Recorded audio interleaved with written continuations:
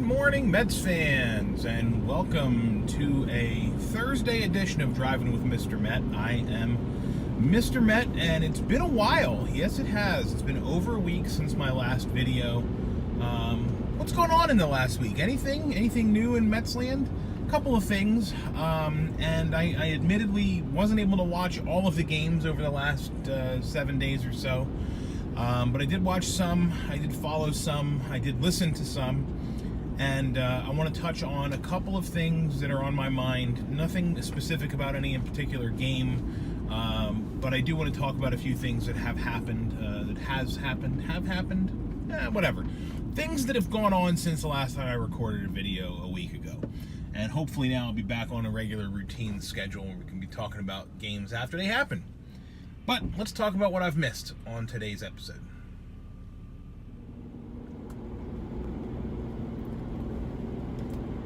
If I appear to be a little groggy or seem to be a little out of it, it's because I am.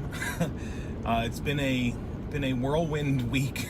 I've been in 4 states and a couple of different time zones, and missed a couple of games, watched a couple of games, and the Mets have been, what's the best way to put it? Not great over the last 7 days. They have yet to dip under 500 on the season, but they've been flirting with that over the last 5 or 6 days. Win, lose, and they're going a game over and a game over and then back to 500, back and forth. Today we'll see what happens with Noah Syndergaard on the mound, see if they can stay away from being under 500 on the season. They have yet to be under 500 this year. But Noah's on the mound today. We'll see what version of Noah Syndergaard we get. What's gone on since the last time I recorded? I mean, of course, there have been a bunch of games, and the Mets won a couple and lost a couple and whatever. But I want to talk about the pitching staff.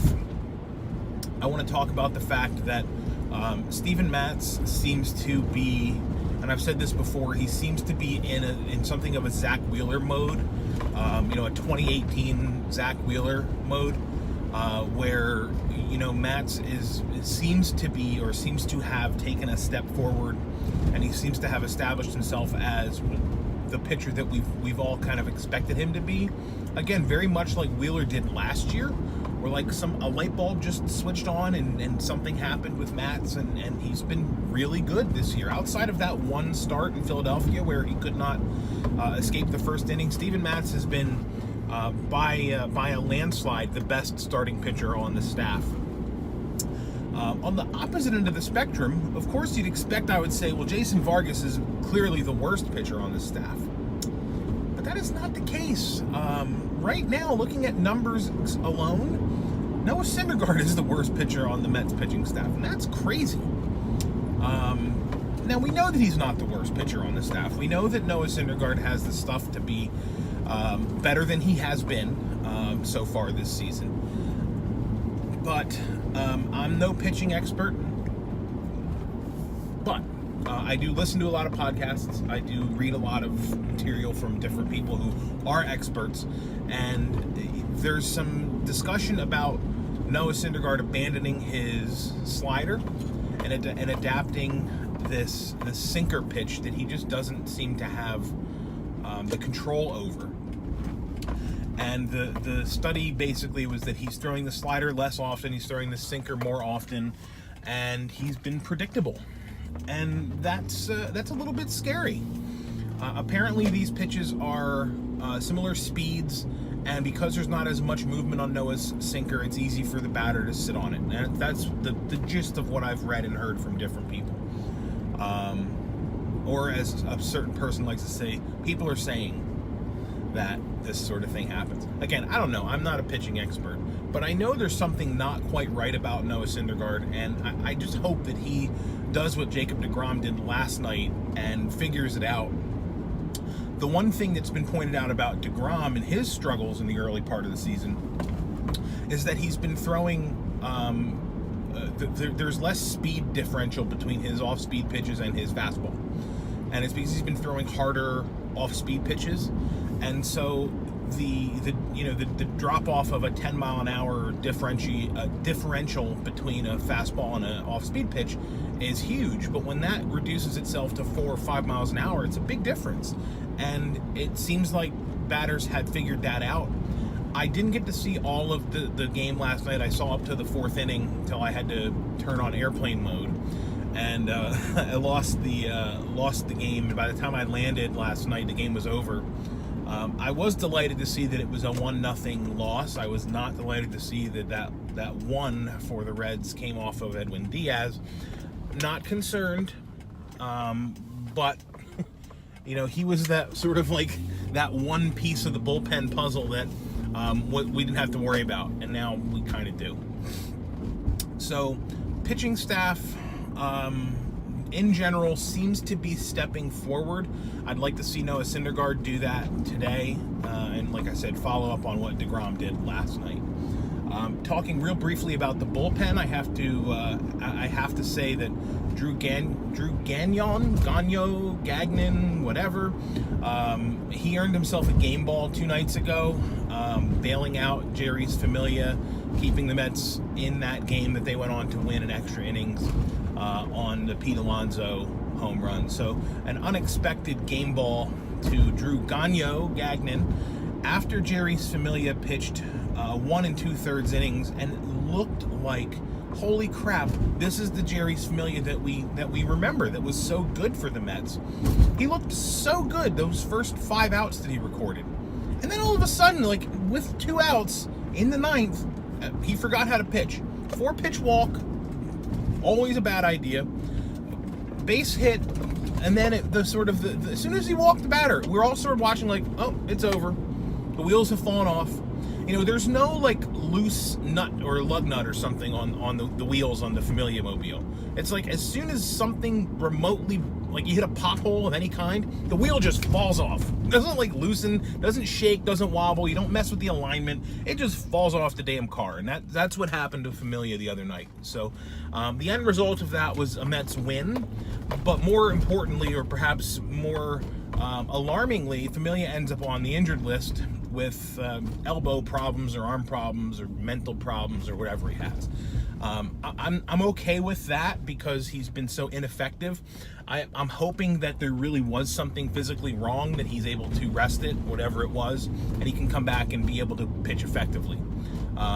His walk rate is just astronomically different from whatever it's been in the past. So he's throwing way more balls out of the zone. Batters aren't swinging at them, and he's walking batters at an alarming rate this season. Almost averaging 1 walk per inning pitched, which is crazy. So hopefully Familia is okay and comes back and is able to be the 8th inning bridge man that he was signed to be. Last but not least, let's talk about Travis d'Arnaud, because Travis d'Arnaud was designated for assignment after Sunday's game, I think, or Saturday's game. I don't remember which of the two. Just everything kind of blurred together over the last couple of days. But d'Arnaud was designated for assignment after having one of the worst games you could possibly have. I mean, he just was the absolute goat of the I think it was the Saturday night game, and he was DFA'd on Sunday morning. But in any event, d'Arnaud was dreadful behind the plate in this game. He was, for the most part, terrible at the plate, although he did hit a double did hit a single late in the game where he got thrown out trying to stretch it into a double. Probably pressing, probably trying to do too much. It's a shitty situation for Travis d'Arnaud because he came back from Tommy John surgery earlier than expected. I don't want to say that it was early and that he pushed himself and he shouldn't have, because I don't know his body. I don't know what his body was telling him. I don't know any of that shit. But he came back earlier than anybody expected, and that may have led to the fact that the dude just never really got a chance to get enough reps to be ready to be a Major League Baseball player again. And maybe he needed some more time in AAA or in extended spring training. Just something to rehab himself and get himself back into that frame of mind, because he missed a year of baseball. And he came back and he played 2 weeks, not even, worth of spring training this year, and was immediately named the backup for the team. It's a crummy situation. On the bright side for him, at least he's going to make $3.5 million. We can talk about the economics of how stupid it was for the Mets to give him that contract. It probably was, and now certainly looking at it in retrospect, hindsight being 2020, it was very stupid. The Mets could have done different things with that money. They could have let d'Arnaud, they could have let him go and reclaimed him on a minor league contract, which if no one else wanted him. So there's lots of sort of question marks and red flags around the whole d'Arnaud situation, from the way it was handled before the season through the way it ended a couple of days ago in his designation for assignment. I genuinely like Travis d'Arnaud. I always did. I always believed in him. I always kind of rooted for him. His home run in the NLCS off of the apple in dead center was awesome. And I won't ever forget it. It's one of my favorite memories from that season and from the 2015 season. And then, of course, the Band-Aid that the Citi Field staff put on the apple after the ball crushed it in center field. Just a great Travis d'Arnaud memory. I was at Citi Field for d'Arnaud's first major league home run, and I really felt like me and my friend Mike were at the game, and I really felt like that was going to be like an awesome first of many kind of deal, and I got to see it, and I felt kind of privileged to have been there for his first home run, and it never panned out for d'Arnaud. Injuries derailed his career and his potential, and it's not an original story. It happens. It's baseball. It's not any easier to deal with, but it is what it is. So no more d'Arnaud. Tomas Nido is now the backup for Wilson Ramos, who over the last couple of weeks has looked a little sluggish, both behind the plate and in the batter's box. So I'm hoping that he's not dealing with any kind of nagging injury. I get the sense or the suspicion that he might be, and he's not saying anything about it, just because at the beginning of the season he was really driving the ball, hitting really hard hit line drive base hits, and like 2 weeks into the season, everything he was hitting was a bullet, and then all of a sudden he started hitting ground balls, sort of pounding everything into the ground, and not hard hit ground balls either. So I'm a little concerned about Ramos, and with the d'Arnaud situation being what it is, and with Nido being the backup, it's a really steep drop-off from Ramos to Nido. So I'm hoping that Nido is okay. That Ramos is okay and there's nothing ailing him. If there is, we'll find out. One final point, I heard this yesterday. Jed Lowry will be on his way to the Mets sooner rather than later. So the one sort of bright side to the Ramos situation, assuming that he is injured, which I'm afraid he might be, the one bright side might be that if we do lose his bat in the lineup, it could very easily be replaced by Jed Lowry. That, of course, as we all know, introduces new problems with the roster, because Jed Lowry's not a catcher, nor are any of the other guys that need to try to find playing time. So that's a problem we'll deal with when it arises.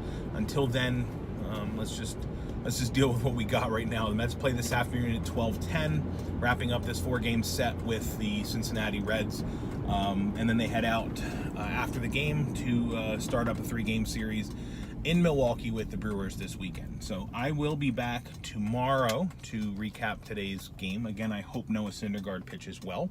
We'll see. It'll be happening sooner rather than later. So we'll see how that goes for Noah. Until tomorrow, thank you for watching. Sorry about the delays in getting a new video posted. Also, sorry for no Mets trivia over the last couple of days. Again, it's been pretty busy for me, but I'll be back into the swing of things starting today. So thanks for watching. Follow me on Twitter at Mr_Met. And as always, let's go Mets.